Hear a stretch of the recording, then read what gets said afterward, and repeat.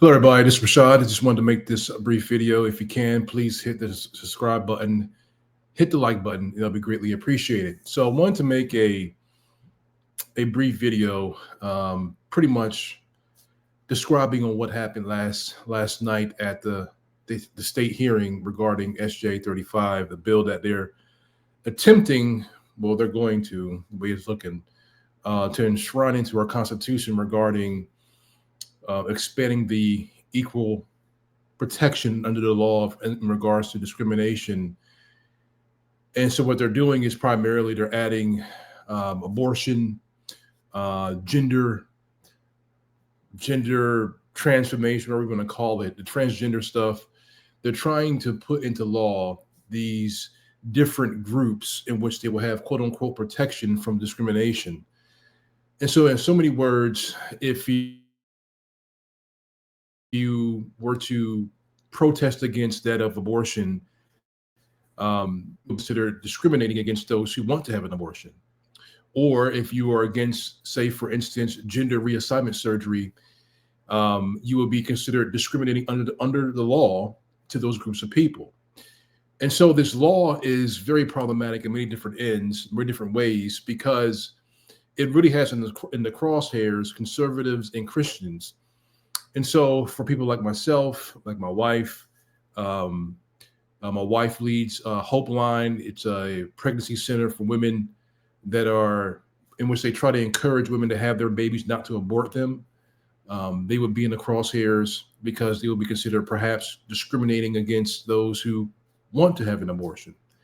And likewise, like myself, planning a church and a school that is Christian, obviously in nature, and we don't believe in transgenderism, LGBT, abortion. We don't believe in any of that stuff. Although we want to help serve those people who are in those lifestyles to see them get freed from it.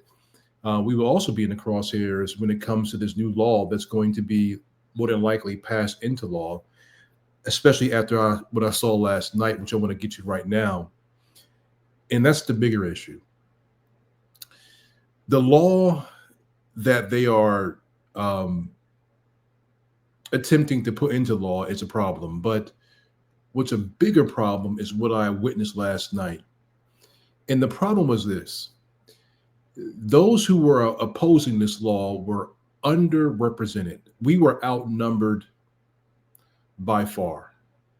There were over, I think there was 270 or 280 people that was on the docket to testify. I was 242, so I didn't get on till 1 o'clock in the morning.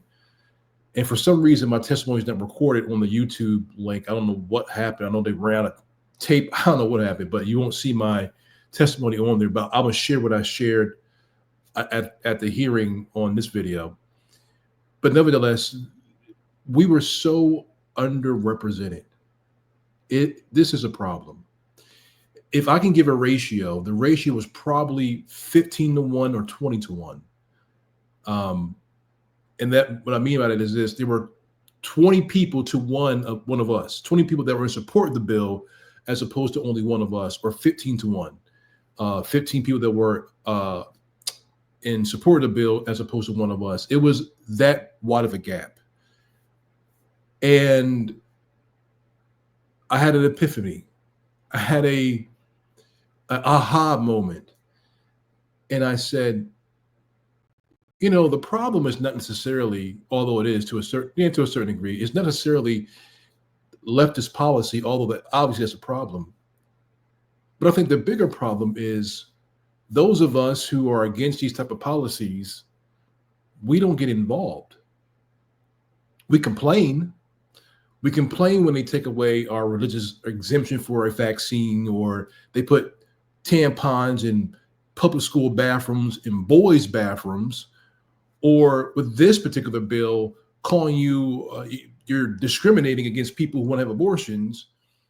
We get upset about these things, but we don't really want to get involved. And frankly, I don't understand that logic now. I really don't. I mean, and to be honest, I think at one point in time, I just didn't think about it like that when it came to politics. Oh, whatever, that's not what I won't get involved in that. But now I'm seeing something from a different point of view, and I'm seeing The reason why things are really are the way they are here in the state of Connecticut is because we reap what we sow. We don't get involved on these issues. And so, by and large, the godless reign. It's not really that complicated. And so, when I thought about this, I said, there's a couple of solutions to this. Number one, by and large, the church has to wake up. The time of day, we are late in the hour. What I saw last night was numerous people that showed up on the other side. I mean, like I said, I didn't come on till 1 o'clock in the morning. And there was testimony after testimony after testimony from someone that was trans, LGBTQ, or just hardcore leftist. Testimony after testimony after testimony after testimony.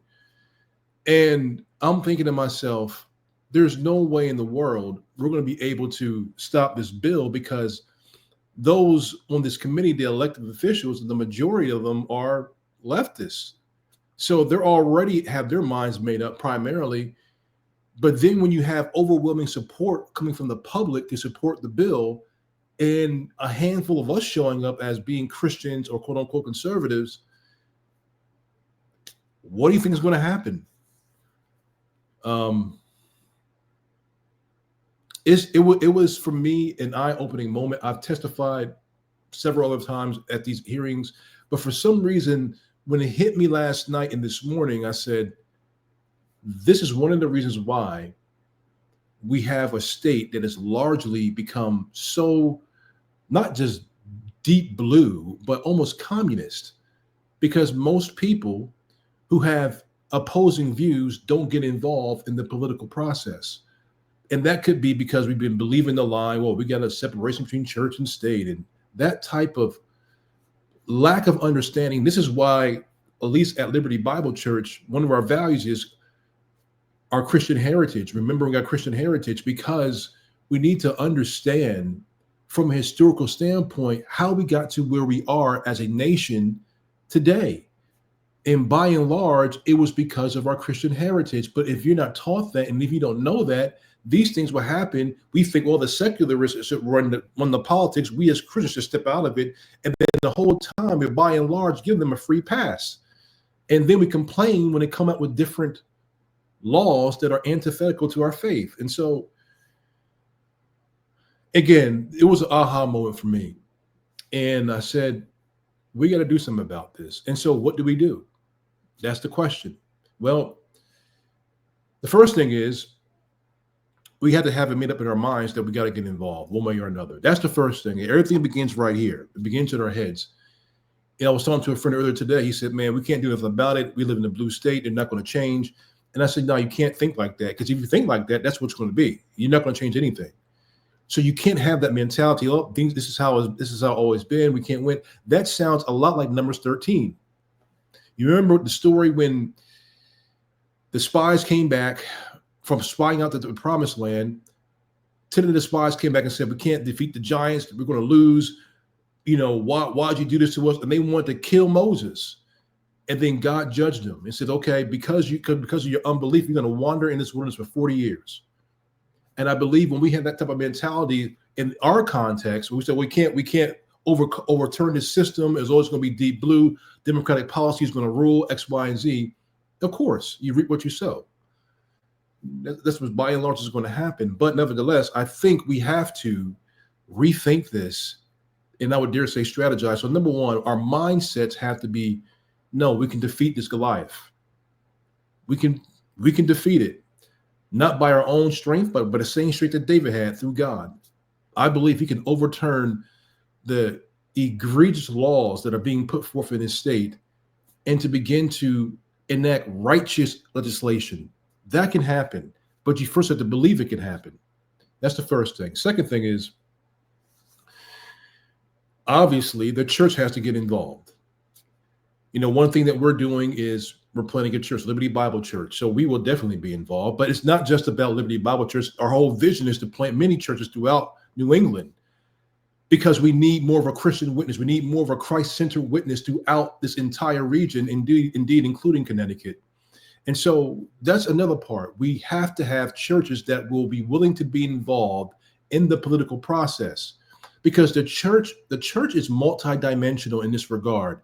The church can affect the culture by and large, because it affects the culture by preaching the gospel, by hearts being transformed, by minds being renewed, by having right principles, biblical principles in which we live by. In fact, not just the principles we live by, but then also the character that we possess that should reflect that of Jesus. And so we have the character on one aspect and the values on the other aspect, and that's what we need to transform culture. So the church has the power to do that through the gospel, through discipleship, through regeneration, through the renewing of the mind, etc. So the church has to be involved at least on that level. But then, secondly, when you move from the cultural level, now you move into the political level. Now, how do we change things on a political level? And frankly, I haven't done a whole lot of thinking about this. I had some ideas. And one of the things I thought about was starting a PAC, a political action PAC, or a political action committee, or a super PAC, in which we can help fund, or we can fund those political candidates that support our values and our mission.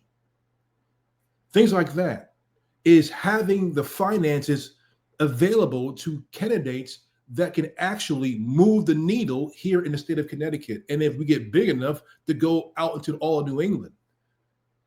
But that's what needs to happen. We have to have the funding, but we have to have the right mission, the right covenant, if you will, so that we can attract the right candidates, not just attract them, but fund them. That we say, okay, these are the people we want to fund because they believe what we believe, and we would like them to be our elected officials. But it takes funding. It takes the right people being in covenant together, in agreement rather. And so that's another way. Thirdly, and this goes back to the second one, we need true born-again believers who love Jesus, and I would dare say love this country, to run for office. We need them to be governors. We need them to be state representatives, state senators. We need that to happen. We have to get out of our comfort zone and just not complain on social media or be in our echo chambers, complaining what the Democrats are doing and this, that, and the third, and making our memes. We actually have to get involved. And one of the ways you get involved is running for office. Those who have, again, the leadership capabilities, those who understand to a degree the political scene, who have the right values, who understand principled action and things of the sort. We need those type of people. Now, you may not be a person that may be wanting to be speaking up front, being a quote unquote politician for that matter, but you could be one that can be one that's help funding a person you want to be in office, something like that. Because what I'm thinking is, if you want things to change, you're going to have to affect things on every level, on the cultural level and on the political level. You need people change in the populace, but then you need to have rulers that reflect the change that you want in the populace so that we have righteous laws. That's the beauty of living in a free republic. We can enact change on this level, but are we willing to do that?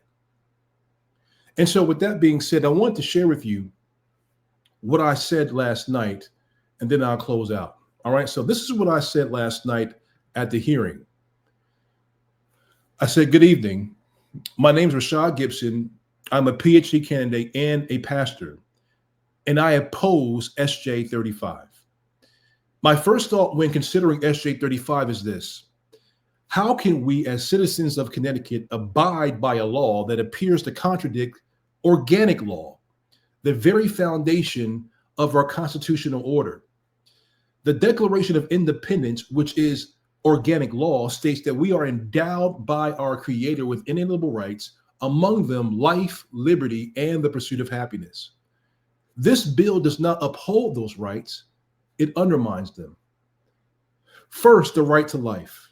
If life is an inalienable right, as stated in our founding documents, how can we justify enshrining abortion into our Constitution?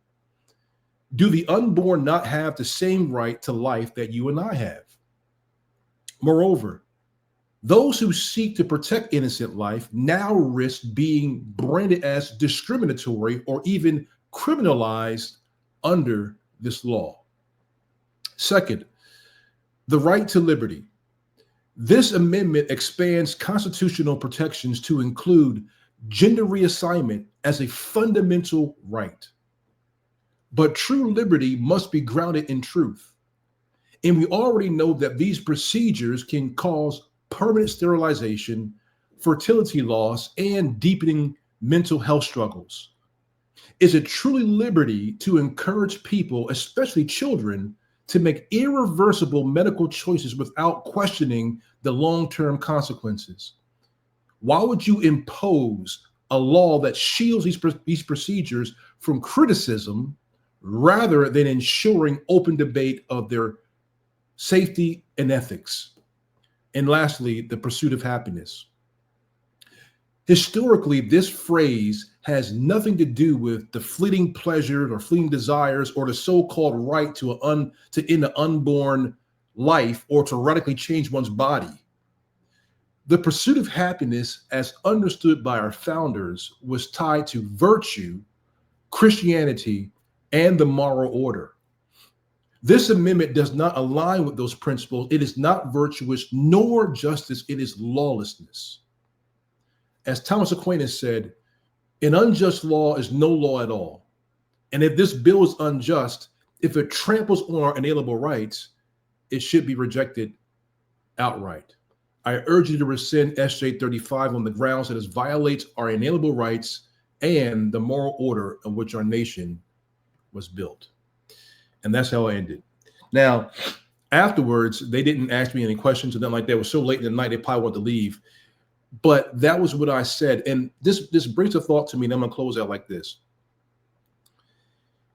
We need to, when these type of hearings go on, we should be showing up in droves, giving testimony about how we do not want this bill or these, whatever bill it may be, to be passed into law.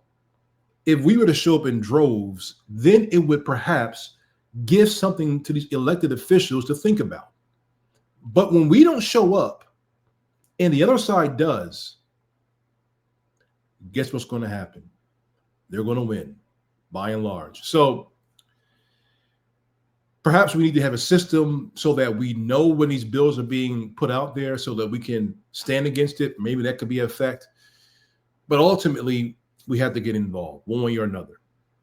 So I just wanted to share that what happened last night. If you have any questions, any suggestions, any ideas, let me know. I'm open to hear. All I know is we got to do something. If not, the state of Connecticut is going to get worse, worse, and worse. All right, guys.